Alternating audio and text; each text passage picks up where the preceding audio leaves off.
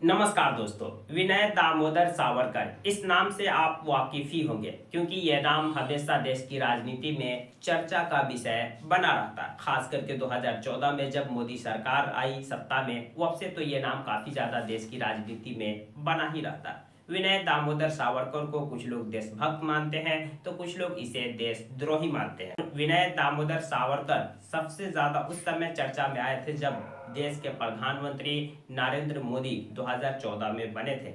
नरेंद्र मोदी जब प्रधानमंत्री बने तो उन्होंने इससे पहले बने सभी प्रधानमंत्री के परंपरा को तोड़ते हुए संसद भवन में जब पहुंचे तो उन्होंने सबसे पहले विनय दामोदर सावरकर की तस्वीर पर माला चढ़ाया। इससे पहले जो भी देश के प्रधानमंत्री बने और वो संसद भवन में पहुंचे तो सबसे पहले वो गांधी जी के तस्वीर पर माला चढ़ाया करते थे। उस समय भी काफी ज्यादा ये चर्चा का विषय बन गया कि क्या अब देश के अंदर महात्मा गांधी से ज्यादा विनय दामोदर सावरकर को तवज्जो दी जाती है। क्या अब देश के अंदर महात्मा गांधी से बड़ा विनय दामोदर सावरकर को दिखाया जाता है। और पिछले 7-8 साल में ये देखने को भी मिले। अब विनय दामोदर सावरकर पर एक नई किताब आई है। इस किताब के राइटर है अरुण शौरी, जो एक वरिष्ठ पत्रकार है और पूर्व केंद्रीय मंत्री है, अर्थशास्त्री है, इकोनॉमिस्ट है, काफी मतलब जाने माने शख्सियत है। इस नई किताब का नाम है the new icon Savarkar and facts. इस किताब में लिखा गया है कि सावरकर ने अंग्रेज को राजनीति में मदद करने का वादा किया था। यानी कि सावरकर ने अंग्रेज को कहा था कि हम आपकी राजनीति में मदद करेंगे।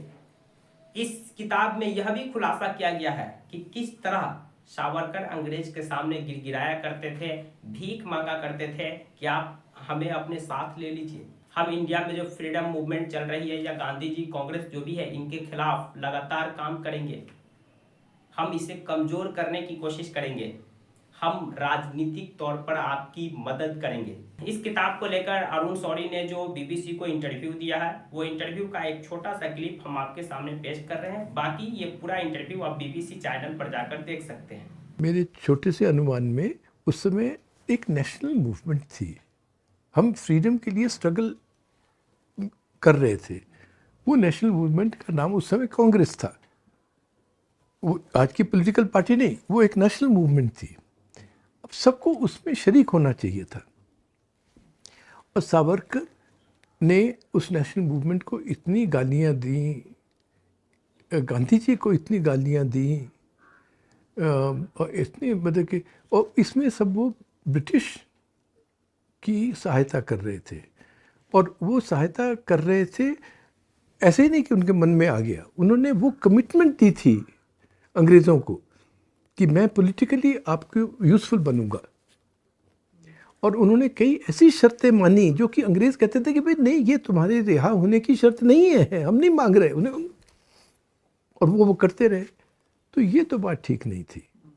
और उसके लिए मैं नहीं कह रहा, मैं कोई असर्शन नहीं कर रहा। ये सारे उनके जो चिट्ठियां हैं, उनकी मीटिंग्स के रिकॉर्ड हैं।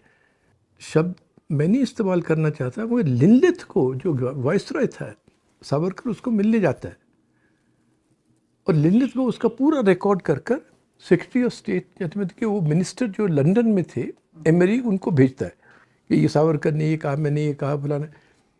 तो उस रिकॉर्ड में एक ही मीटिंग, जो पहली मीटिंग है, उसमें वो 2 बार कहता है, एंड देन ही बेग्ड मी, भीख मांगी मुझसे। हाँ, कि भी मेरे आदमी को ले लो, मैं कांग्रेस को ये करूँगा, मैं कांग्रेस को वो करूँगा।